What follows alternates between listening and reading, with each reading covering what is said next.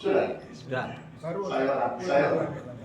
Jadi surat Hud ayat 114, jadi Bapak Ibu semuanya, diturunkan dalam rangka merespon dan membenarkan ucapan Rasulullah yang memerintahkan seorang pemuda yang ingin bertobat disuruh wudhu dan sholat sunat 2 rakaat, yang kemudian dikenal dengan istilah sholat sunat taubat.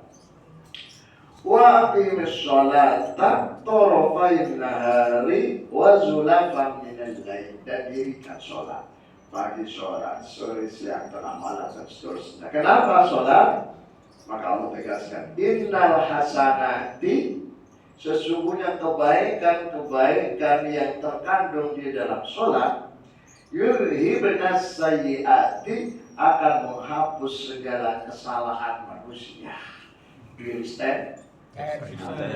Alhamdulillah. Yudhibnas sayyi'at, innal hasanati yudhibnas sayyi'at, karena sesungguhnya kebaikan yang terkandung dalam sholat akan menghilangkan dan menghapus dosa-dosa orang tersebut.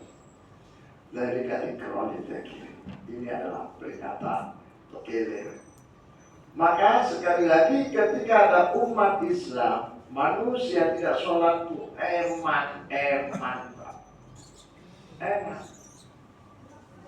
Bahkan sebagian ulama apa, tidak semuanya, mengkhawatirkan orang nggak sholat itu keluar dari Islam. Dikhawatirkan sebagian ulama.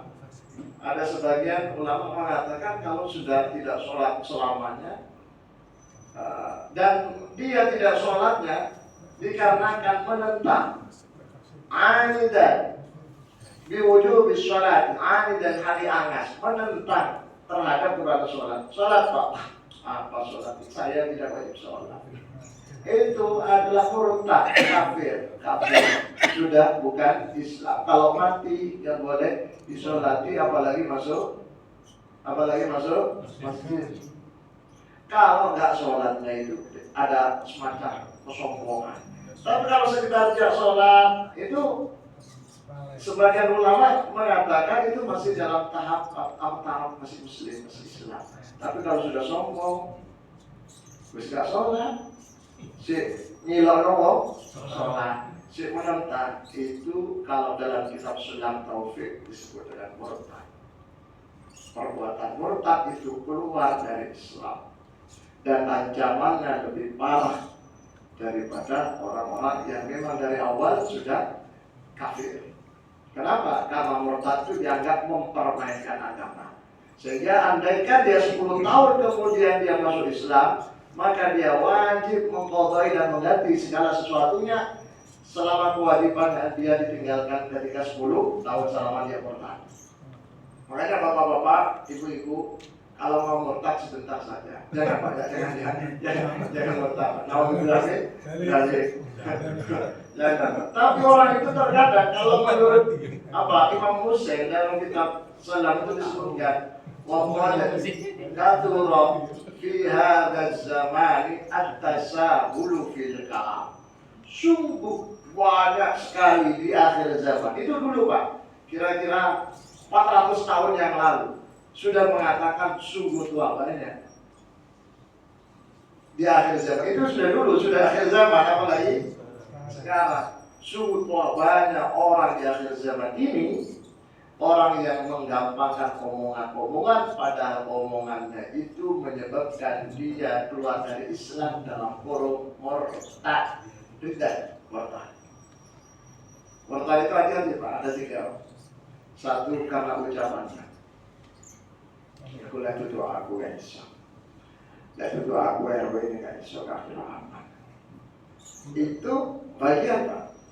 Lihat itu aku yang micet itu gak kira malas itu sikili yang keluar. Lihat itu aku. Nah itu ada nih dalam kita Indonesia. Egoisme, egosentris, kesombongan, itu bagian dari ucapan murtad qauli. Kalau bukan saya siapa? Koncoi ngomong, ya aku. Kan gitu kan? Kalau bukan saya siapa? Koncoi ngomong, Aku kata apa wakilnya nggak bisa. Nggak boleh.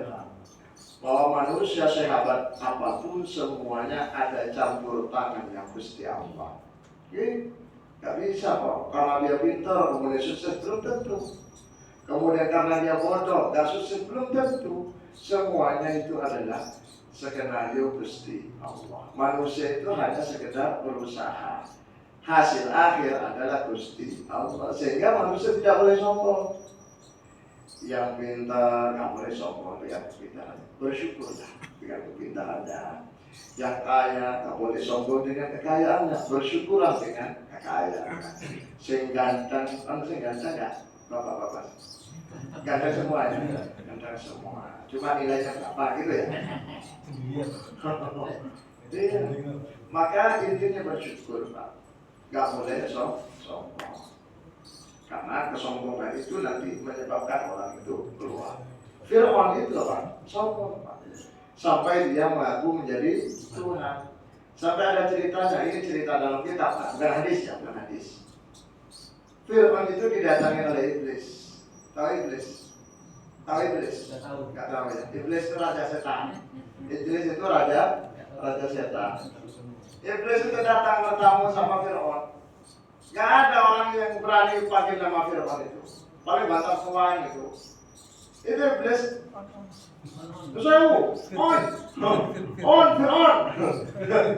Yang apa penjaganya itu wis tapi kamu tolak. Siapa kurang ajar ini? Raja terhormat on-onan. Fir'aun, keluar kamu. Keluar. Sampaikan pada Fir'aun. Raja itu. No, untuk koncoy. Sombong. Fir'aun penasaran akhirnya keluar. Fir'aun keluar. Pasal Fir'aun itu kan ada orang nggak mungkin keluar. Nggak ada orang yang bisa Islam menjadikan Fir'aun keluar dari rumahnya, dari istana. Orang penasaran, semua kecewaan. Padahal kalau ada orang berani Fir'aun mesti mati. Ini penjaganya takut semua sama orang. Panggil Fir'aun suruh keluar. Ketika Fir'aun keluar, Pak. Siapa? Masa kenal aku? Tapi Iblis menyerupai manusia. Iki loh, panutanmu, siapa? Raja setan, kamu Iblis. Ini, kamu ini anak bau kencur wis ngaku jadi Tuhan. Aku loh, manusia, bukan manusia, makhluk paling cerdas. 4.000 tahun jadi guru besarnya malaikat. Gak tahu aku jadi Tuhan. Saya lu sombongnya di TikTok.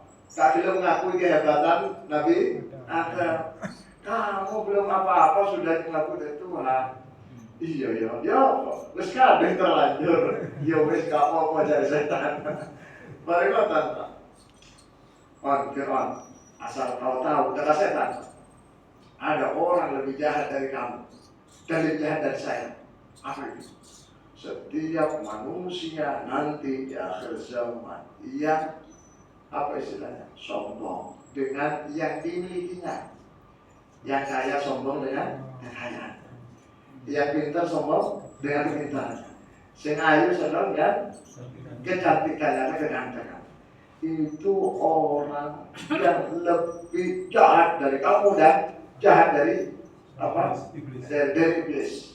Kalau kamu sombong wajar karena ini semuanya. Orang hidupnya pas-pasan, duwe sapiro sih, gantengnya sapiro teman-teman. Sapiro, terus apa lagi Pak? Kekuasaan sapiro sombong itu itu lebih jahat. Maka itu di dalam kitab Sulam Taufik sekali lagi itu masuk kategori apa tadi murtad, orang sombong, murtad. Kan banyak Pak, ini kalau bukan saya nggak bisa. Itu kalau bukan macam-macam Pak. Itu namanya ucap apa? Murtad qauli, ucapan. Itu banyak orang ngomong. Makanya biar kita itu selamat, maka ketika nganggur-nganggur atau mau wudu atau mau sholat atau mau apa, diperintahkan untuk sering-sering bersyahadat. Syahadat Muhammad Rasulullah. Mau tidur, Itu aslinya cukup Bismillahirrahmanirrahim. Tapi kalau bisa syahadat, syahadat la ilaha illallah, syahadat Muhammadar Rasulullah. Mau kawin Pak? Nikahan dulu.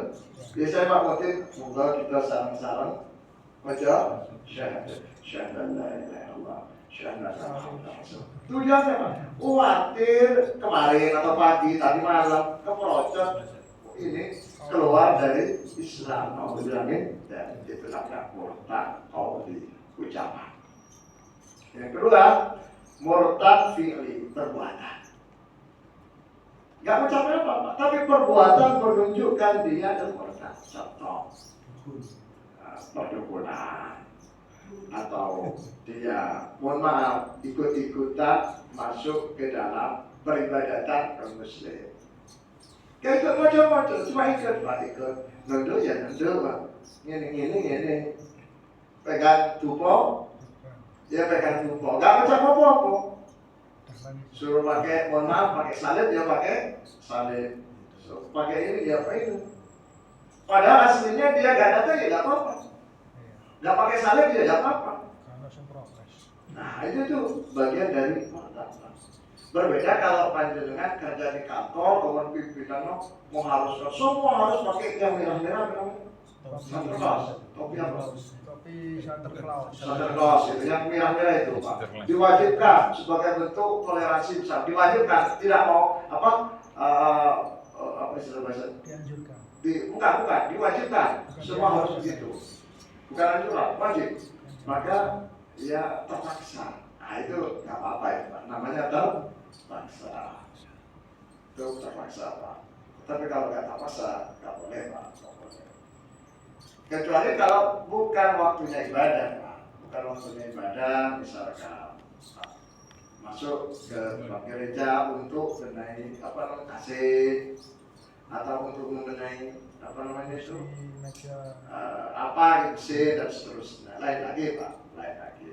Begitu juga non muslim masuk masjid untuk benahi kasih, sementara yang muslim nggak ada bisa. Contoh di Masjidil Haram itu Pak, yang kerja bangunan itu banyak orang Cina, Korea, itu tidak semua muslim. Nah, memang dibutuhkan, tapi tidak masalah. Kemudian yang itu perbuatan yang ketiga, murtad yang i'tiqadi. Nah, i'tiqad ini yang paling rawan. I'tiqad, keyakinan,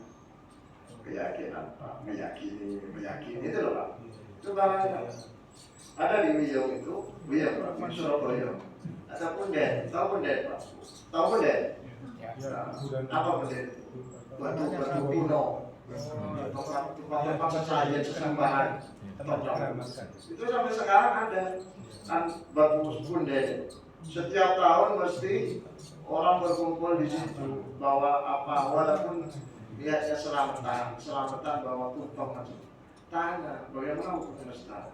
Nah, ya kalau bisa janganlah, nggak usah. Lalu dibawa ke punden, bawa ke masjid, ke masjid, bawa ke musola, ke lapangan RW atau dimakan-makan lebih bagus ketimbang ke punden. Itu tempatnya juga pinggir sungai itu, nggak usah. Tapi gimana orang kamu ini aja untuk sementara tambah sedikit demi sedikit diarahkan.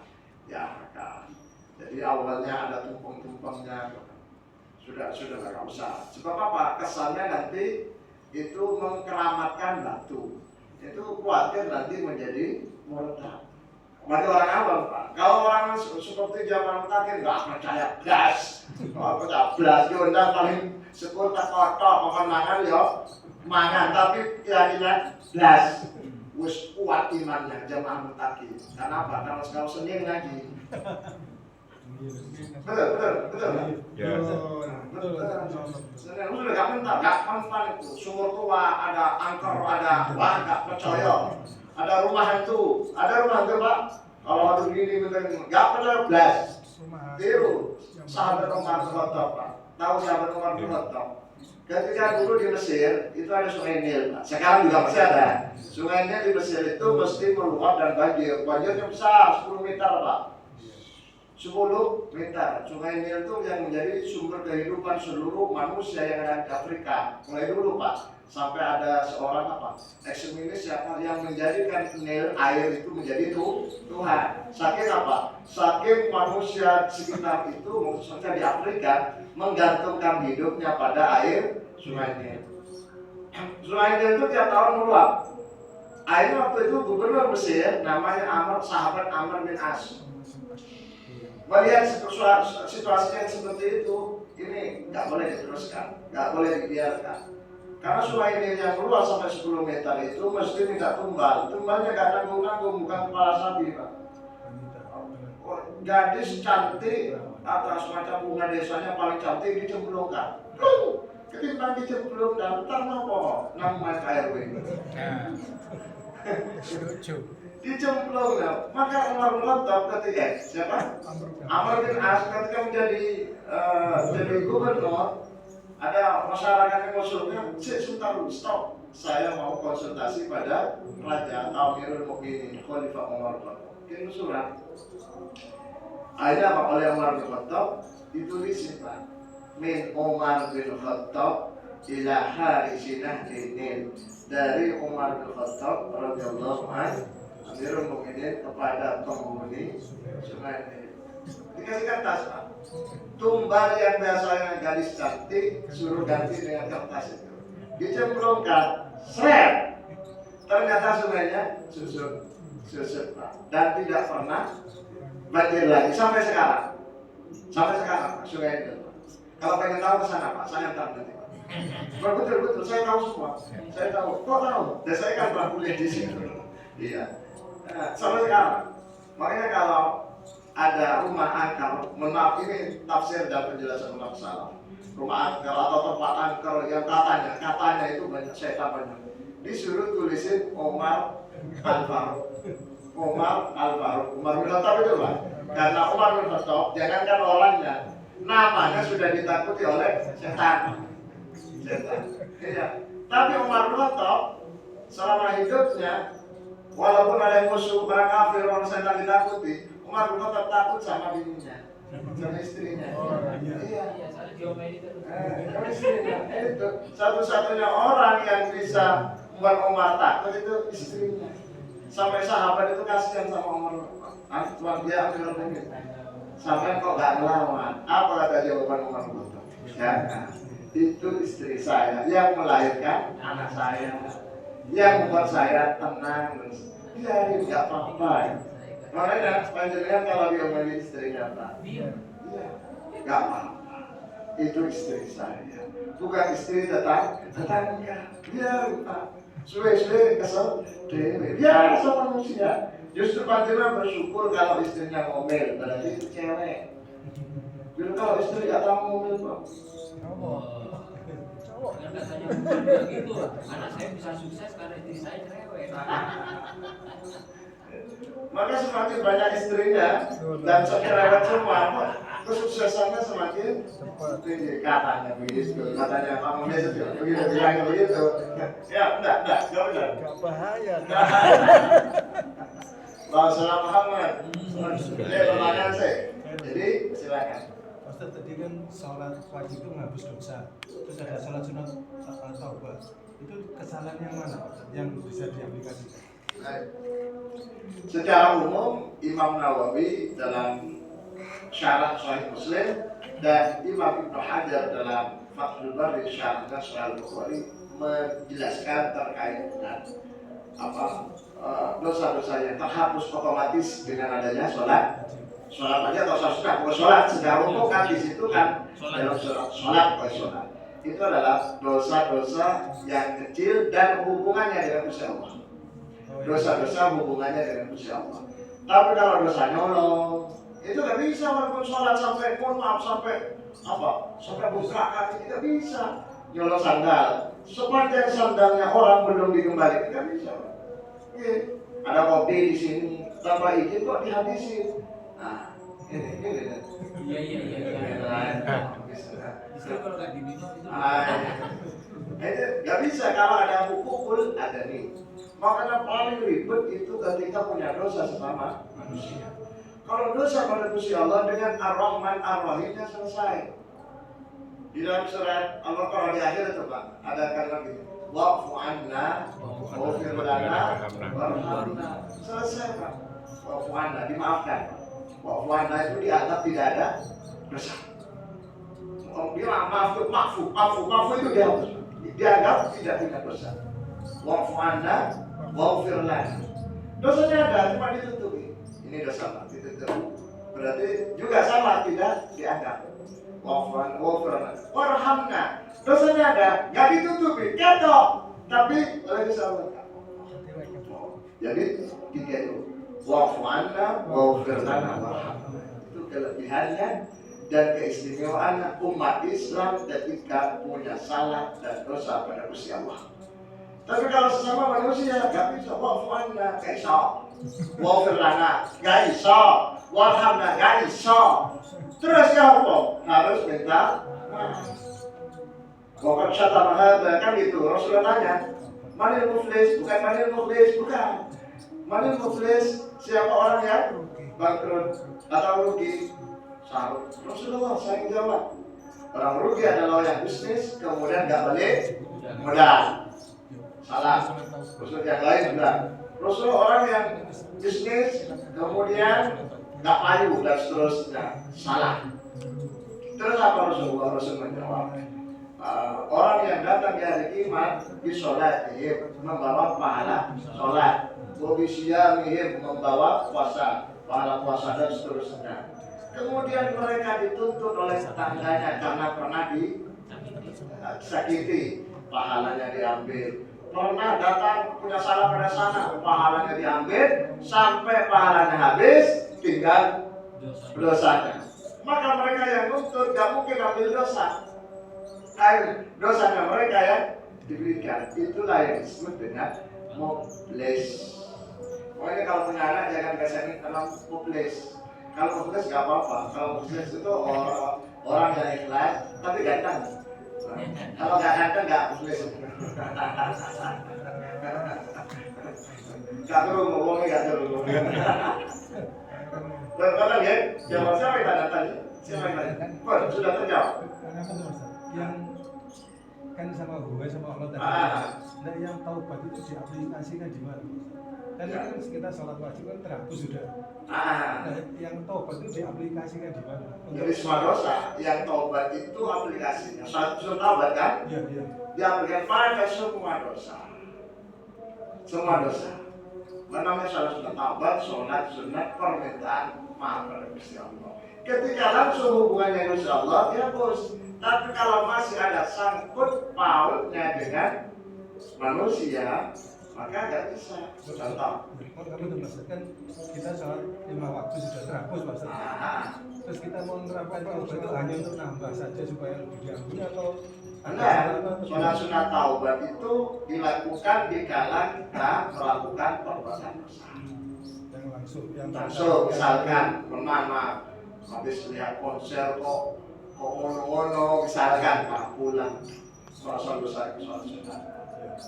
Boleh. Tapi taubat itu sholat sunat yang ghairu mu'akkad, yang tidak dikokohkan. Beda dengan sholat tahajud, beda dengan sholat witir, beda sholat dengan sholat tasbih, beda. Sholat sunat taubat itu urutannya agak bawah, agak bawah.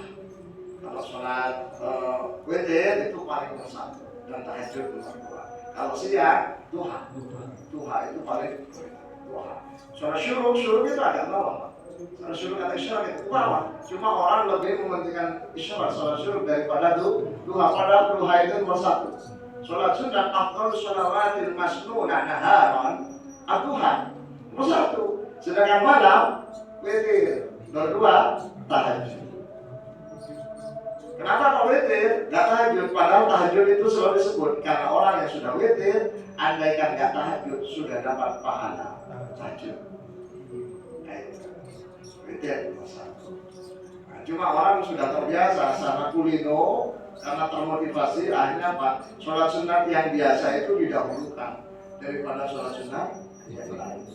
Tapi gak apa-apa, jangan berhenti gara-gara mendengarkan penjelasan. Kata ya, jadi sholat sunat taubat itu dilakukan ketika seseorang itu selesai melakukan perbuatan dosa atau merasa dirinya banyak dosa. Sholat sunat taubat. Bagaimana dengan sholat sunat awwabin? Ulama berbeda pendapat. Kalau menurut hadisnya dalam Sahih Bukhari, awwabin itu endal fisal itu ketika onta dan binatang keluar memanas. Itu kira-kira jam 8, jam 9, jam 9, jam 10, 8, 9, 10 itu sholat awwabin, sholat awwabin. Tetapi sebagai ulama fikih mengatakan sholat awwabin setelah sholat maghrib, bainal maghrib wal isya. Gak apa-apa, itu perbedaan pendapat ulama. Nah, jadi ada yang mengatakan antara maghrib dan isya, ada yang mengatakan antara duha, kira-kira sholat duha dan seterusnya. Tapi sholat awwabin juga masuk urutan bagian bawah. Nah, kita kalau mau melakukan secara istiqomah itu cari sholat yang posisinya teratas. Jangan sampai sholat yang posisi teratas diabaikan, sementara yang sholat biasa diutamakan. Contoh, sholat sunat qobliyah maghrib. Qobliyah maghrib kan ada apa? Sholat sunat, tapi urutannya tahu. Sementara bagian maghribnya di atas. Bagian maghrib yang dilakukan, qobliyah dilakukan. Qobliyah isya sama. Bagian isyanya tinggi. Beda dengan zuhur itu qobliyah dan ba'diyah sama-sama tinggi. Asal qobliyahnya di bawah. Walaupun sunnah, tapi di bawah urutannya. Oke, kata ya. Silakan tadi ada yang ngatur, silakan. Ada teman yang sering mengucapkan selamat menjalankan ibadah hari Minggu. Selamat Kristen menjalankan ibadah hari Minggu. Terus Kristiani dengan alasan toleransi. Apakah ini masuk kafir? ikut. Mengucapkan Selamat gitu. mengucapkan selamat Selamat apa? ibadah hari Minggu. Apakah ini termasuk Kafir. kauli? Sudah ibadah itu kan masih apa ya? Masih sama. Selama menunaikan ibadah hari Minggu subuh misalkan, kan hari Minggu subuh, gak apa-apa. Bukan Subuh. ini. Tergantung ucapan apa. Untuk Kristen. Oh, dia mengucapkan pada muslim, bukan di Iya. grup secara umum. Kalau di grup secara umum kan bisa jadi dia guyon, maksudnya selama menunaikan ibadah hari Minggu subuh barokah misalkan. Subuh kan ada kajian subuh gitu. Terus Bukan baik. itu Itu Kristen. cuma khusus kata itu. Kristiani untuk Tidak perlu Pak. Tidak perlu. Kalau dia datang dari hati dan membenarkan, bisa jadi murtad. Pembenarannya itu loh Pak. Tapi kalau dia terpaksa, misalkan dia berada dalam satu perusahaan yang bosnya itu killer Pak, semua anak buahnya setiap ada misalkan Jumat wajib mengucapkan selamat ibadah Jumat. Kalau yang hari Minggu, hari Minggu itu Pak, wajib semua mengucapkan. Itu kan sistem mewajibkan, beda Pak. Tetapi kalau gak ada apa-apa cuma teman-teman biasa nggak perlu Pak. Khawatir ada pembenaran di dalam hatinya. Kalau pembenaran jadi murtad. Maka kelompok liberal itu oleh kelompok Ahlussunnah sebab jamaah secara umum itu ada yang dicap sebagai orang yang murtad. Kenapa? Misalkan menyamakan semua agama, itu kan tidak sama, Qurannya juga menyebutkan tidak sama. Itu dianggap keluar dari Islam. Misalkan di dalam surga itu semua orang beragama apapun agamanya masuk surga, itu nggak boleh. Nanti ayatnya dibaca, innalladzina amanu walladzina hadu wan nasara was-sabiina man amana billahi wal yawmil akhir wa 'amila shalihan falahum ajruhum 'inda rabbihim wa la khaufun 'alaihim wa la hum yahzanun. Sesungguhnya orang yang beriman dan Yahudi, Nasrani, kaum Zoroaster, penyembah berhala, penyembah salib, animisme, dinamisme, semuanya termasuk orang beriman dan dijamin masuk surga. Itu bahaya Pak. Padahal ayat itu maksudnya sesungguhnya orang beriman apapun dulunya, mungkin Yahudi, mungkin dulu Nasrani, mungkin dulunya kaum Zoroaster, mungkin dulunya penyembah salib dan seterusnya, sekarang sudah beriman dalam amal soleh maka dijamin masuk surga. Itu maksudnya. Karena dia nggak paham dibaca teksnya, pokoknya kan innal ladzina amanu wal ladzina hadu Yahudi wan Nasara dan Nasrani. Lah kan itu kan. Makanya itu. Nah, dibelokkan itu mungkin dia tidak mengerti, mungkin dia memang sengaja. Karena ada pesanan, ada sponsor. Jadi kalau sudah pakai sponsor, Berarti kemarin Istiqlal dibuat itu selawatan seremonial itu nggak boleh. kelas dan lain sebagainya enggak boleh. Nggak boleh. Kalau menghormat, misalkan menghormat kunjungan, tidak perlu di masjid, tidak perlu di masjid. Mungkin di Monas atau tempat-tempat lagi yang dekat-dekat sana. Selain Monas apa? GBK. GBK. GBK. Kurang puasa apa itu? Tidak perlu. Atau nanti kalau di masjid cukup dari luar. Enggak pantas, apalagi dihormat, apalagi apa? Dihormat kayak apa sih? Enggak perlu. Apalagi dia apa istilahnya simbolnya tokoh apa Katolik dari Vatikan. Vatikan. Tidak perlu. Kalau mau apa istilahnya mau lihat cukup lihat biasa aja. Nggak usah sampai seperti itu. Oke, kemudian karena penghormatan itu maka berhasil pengurus Istiqlalnya menjadi Jadi menteri agama ya. itu nggak main-main ke Istiqlal, ya kan al-Takin. Kalau al-Takin nanti lalu jadi menteri agama. Begitu. Karena beliau itu dikenal orang-orang sekuler. Beliau itu sekuler, Pak, sekuler. Jadi apa yang memang begitu, Pak. Terus settingan semuanya setting. Yang dekat jadi semua. Saya nggak tahu saya. Baik, ada lagi? Ada. Monggo. Apa? Satu kelas. Bagaimana hukumnya kalau kita umat Islam ini bekerja di gereja, katakanlah sebagai petugas kebersihan atau Bekerja ya? Bekerja bukan ibadah. Bangun Tidak apa-apa. Kalau bekerja itu nggak apa-apa. Sama dengan orang taksi dipesan oleh seseorang suruh antarkan ke gereja. Jangan ditolak, ayo pekerjaan. Nggak masalah. Asalkan apa saja bekerja hanya sekedar bekerja. Dulu Sayyidina Ali, Pak, itu ragu terhadap upah yang didapatnya karena bekerja pada seorang Yahudi.